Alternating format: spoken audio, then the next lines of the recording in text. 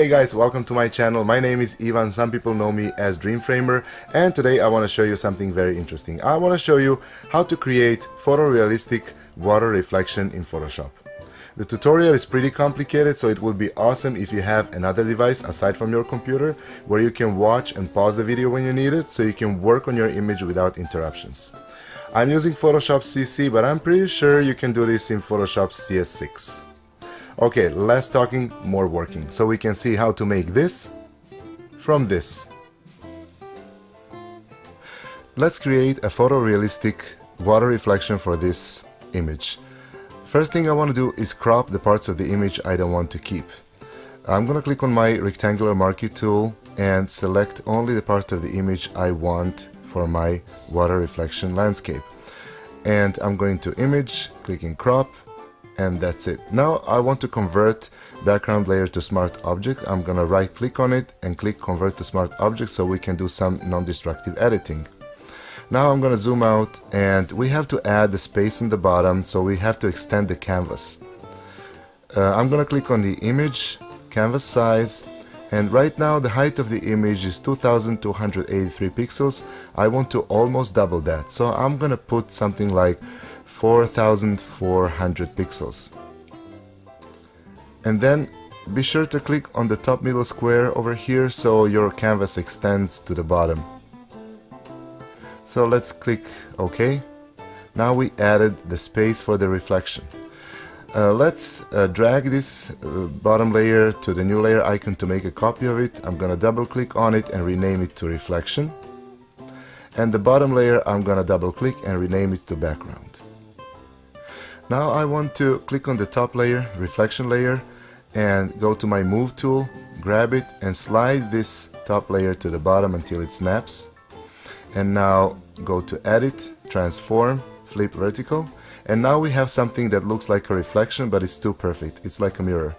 So we have to add some blur. I'm gonna go to filter, blur, motion blur, keep the angle at 90, and then the distance try to make it look like on my image. Don't do too much like this. So for this picture the good value will be around 30 pixels. And I'm gonna click OK. Let's zoom out a little bit. Now we need to create ripples, but we can't do that here. We have to create a new file and use it as a so-called displacement map. That's the name of the filter we're gonna apply. So the height of this file should be at least the half of the height of this picture. So let's see how big this picture is. So the height of this picture is 4400 pixels. The resolution is 300 pixels. I want to create a new file that is gonna be at least half of this, and I'm gonna make it a little bit more than that. So I'm gonna make it 2300 pixels high. So let's click on File, New, put 2300 as a height, and width can be less than that. I'm gonna leave it at 1500. Also, the background color should be white. I'm gonna click OK. And now we want to add some noise to this layer, but first let's unlock the background. I'm just gonna click here on this padlock. Now let's go to Filter, Noise, Add Noise. Leave the amount at maximum, Gaussian noise and monochromatic. OK. Now we have to add some blur to it, so filter, blur, Gaussian blur, and keep the radius between 1 and 3 pixels. Don't do it too much. Something like this. OK. And now in the layer palette click channels. Click on the red channel, go to filter, then stylize, emboss, keep the angle at 180, height at 1 or 2 pixels, that's the best. Don't push this slider too much to the right like this. So 1 or 2 pixels, 2 pixels is probably good for this picture, and the amount to the maximum.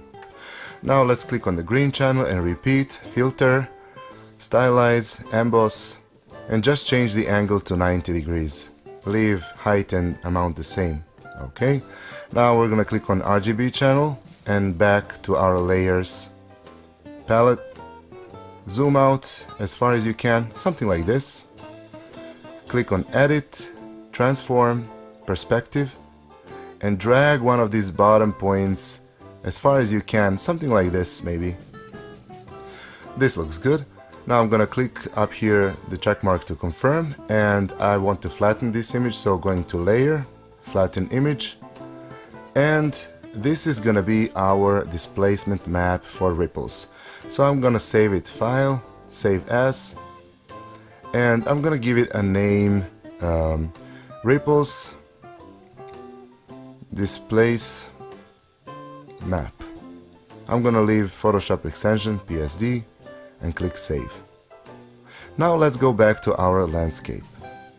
While the top layer is active, reflection layer is active, I'm gonna go to filter, distort, displace, leave horizontal scale to 10 and vertical scale about 50. You can put more or less depending on the amount of distortion you want to apply. And then stretch to fit and repeat edge pixels should be checked too. Now we're gonna load our ripple displace map. Click open, and we already created some ripples.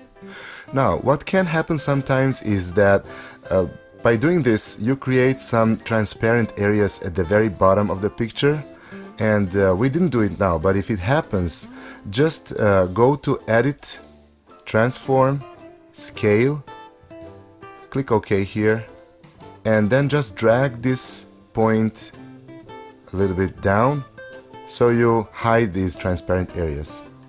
In our case we didn't create that, so I'm just gonna cancel it. What always happens, however, is that the edge between the water and the land is not flat. If I zoom, you can clearly see that. Let me zoom more.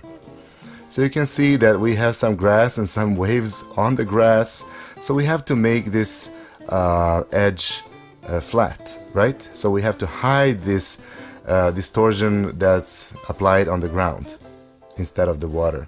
So I'm just gonna keep my reflection layer active, go to my rectangular marquee tool and make a selection over here approximately like this, and I'm gonna click on layer mask down there to create the mask. By doing this we created a nice horizontal line between the water and the land, but now the line is too sharp, so I'm gonna keep my mask active, go to filter, blur, Gaussian blur, and apply some blur to the mask so we kind of make this edge softer. So something like this is probably okay. I'm just gonna click OK. Now to make this look more realistic, I want to add another layer where I'm gonna add the shadow between the water and the land. So I'm gonna click a new layer icon, use my rectangular marquee tool and create a selection, and I want to grab more of the water and less of the land, like this. I'm gonna click on my gradient tool and click up here to the gradient editor, and if you click on this lower left point, you're gonna see that the color is black. If it's not black, just click here and make it black, click OK, and this upper left point shows the opacity. You should keep it at 100%. The lower right point, the color should be white and the opacity should be 0. If it's not 0, if it's something like this, then just move it back to 0. Now we have this nice gradient between black and transparent. Click OK.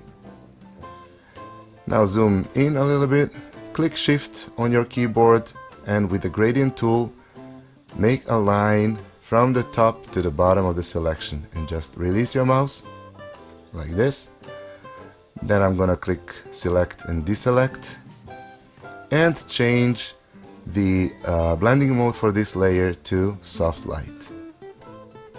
Now it looks better, but still the edge is too sharp, so we have to go to filter, blur, Gaussian blur, and move the slider so this edge between water and land looks more realistic. And if it's too dark, just go to the opacity for this layer and decrease the opacity. So something like this would probably work. And this is how you make a photorealistic water reflection for the landscape. Now you can play more with this. You can add a new layer to make kind of a haze. So let's do that. Let's add a new layer and go to our gradient tool again. Click gradient editor, and instead of the black color here, choose white. Leave the rest the same, the opacity for the right slider at 0, and clicking OK. Click and hold Shift on your keyboard and drag a line from the bottom to the middle of the picture, like this. And change the blending mode to screen, decrease the opacity a little bit. Now let's make a copy of it. I'm just gonna click it and drag it down to a new layer icon. And I want to flip it, edit, transform, flip vertical, and I'm gonna use the move tool to drag it to the top. And this is how we made some haze on this picture. I know this was probably not very easy, and I'm pretty sure you didn't remember all the steps, but that's how it's done. This is one of those things that becomes much easier with practice. So go back, watch the video a couple of times more, do it yourself a couple of times more, and it's gonna become simple.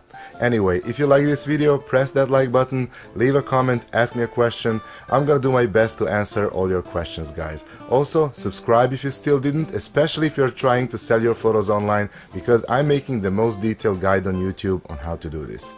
See you in the next video. Bye.